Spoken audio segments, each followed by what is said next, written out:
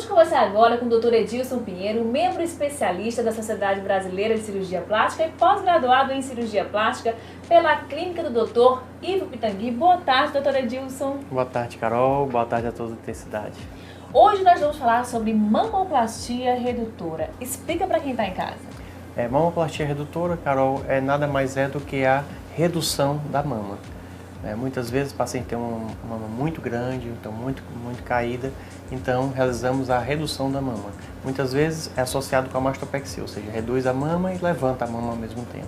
Doutor, muitas pessoas, muitas mulheres que têm as mamas crescidas se queixam muito de dores nas costas. Existe uma correlação? Existe sim, Carol, exatamente porque muda o eixo da mama.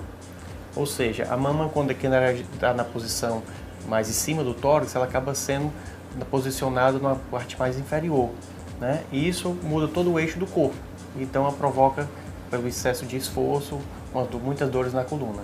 Quais são os exames solicitados para paciente quando se faz uma cirurgia, uma mastopexia redutora?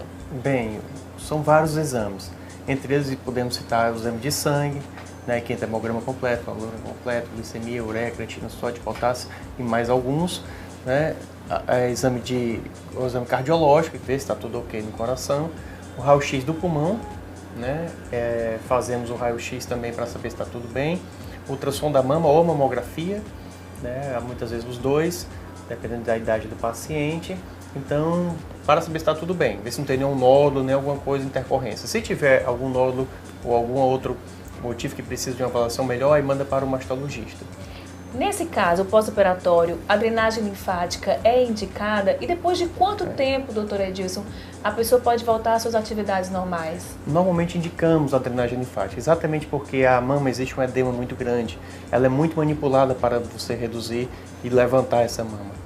Existe muita manipulação durante a cirurgia, então a drenagem linfática vai ser muito importante para diminuir logo esse edema, inclusive não haver tanta tensão em cima da cicatriz, porque a tensão é que faz abrir muitas vezes os pontos, né, que é uma das intercorrências da cirurgia, abrir algum pontinho, então ela é muito importante para que você diminua logo esse edema. Então quanto mais iniciar a drenagem linfática, melhor. É claro que isso aí é controverso, cada cirurgião plástico tem uma conduta, né, mas aqui verificamos que em nossa clínica aqui, que realmente quando se inicia mais rapidamente esse pós-operatório de uma drenagem linfática, a resposta é bem melhor.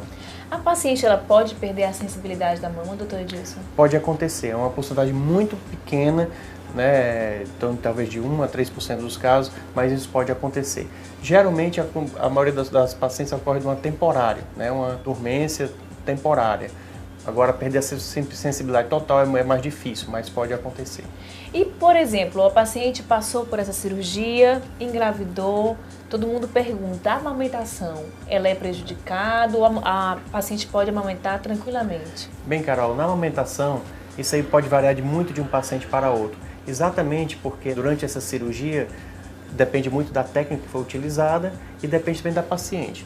O que observamos é o seguinte, vamos supor que a paciente faça a cirurgia antes de ter neném, né? E depois, 2 anos depois, engravide e tem pouco leite. A gente nunca vai saber se antes de ter feito a cirurgia ela tinha já ou não pouco leite. Então fica um pouco mais difícil a gente poder avaliar. Mas depende da técnica, depende de cada caso e a gente vai saber ou não se vai ter algum problema na amamentação. Doutor, existem casos em que a mulher não pode fazer esse tipo de cirurgia? Sim, Carol, existe. Exatamente pacientes que têm algum problema de saúde, né? Porque vai acabar sendo uma anestesia um pouco mais arriscada. Então, é preferível que ela, se já tem uma ideia, passou de 50 anos, que já está com uma mão muito pesada e que acha que não vai emagrecer, que procure logo resolver esse problema da cirurgia, porque ela tem que estar bem de saúde para fazer a cirurgia. Ela não pode estar doente para poder fazer esse tipo de cirurgia.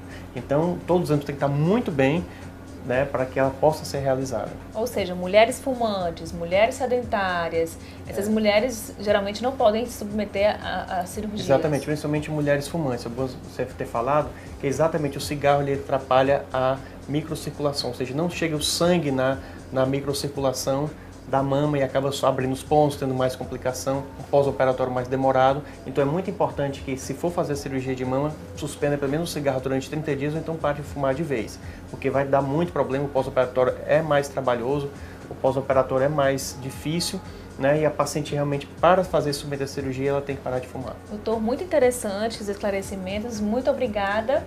Boa tarde. Boa tarde, Carol. Boa tarde a todos do Intensidade. Doutor Edilson Pinheiro, no Intensidade.